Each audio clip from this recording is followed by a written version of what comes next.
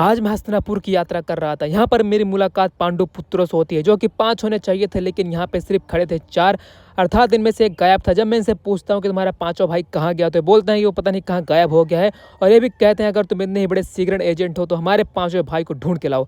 अब इनके पांचों भाई को ढूंढना मेरा अगला टारगेट। फिर मैं अपनी दिव्य दूरबीन से देखता हूँ कि पांचों पांडव है कहाँ पर, लेकिन मुझे अंधेरे के अलावा कुछ भी नहीं दिखाई देता। अरे बचपन में पढ़ा था कि A/0 तो इन्फिनिटी होता है, लेकिन यहाँ पर आके पता चलता है कि A/0 इन्फिनिटी नहीं होता है। A/0 होता है खा छेदा।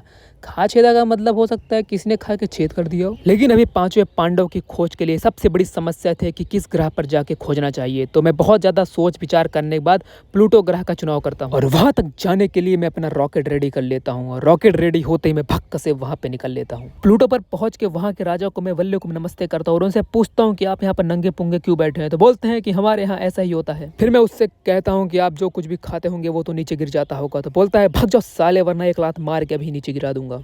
फिर मेरी मुलाकात उसी हड्डी राजा के पुत्र से होती है, जो कि अभी सो रहा होता है। फिर वहीं प्लूटो का एक नागरिक मुझे बोलता है कि आजा मेरी गाड़ी में बैठ जा, मैं तुझे लेके चलूंगा पांडव पुत्र के पास। और मैं उसके साथ निकल लेता हूँ। फिर वहीं एक गुप्त कमरे में मैं अपने गुप्तचरों द्वारा दिए गए गुप्त कोड को गुप्त तरीके से डालता हूँ। प्लूटो ग्रह पर बहुत सारे मनुष्यों को पृथ्वी से ले जाकर कैद किया गया था और उनसे घिस घिस कर काम कराया जा रहा था। जब मैं उनसे पूछता हूँ तो बोलते हैं कि पांडु पुत्र भी यहीं पर घिस घिस कर काम करते करते मर गया।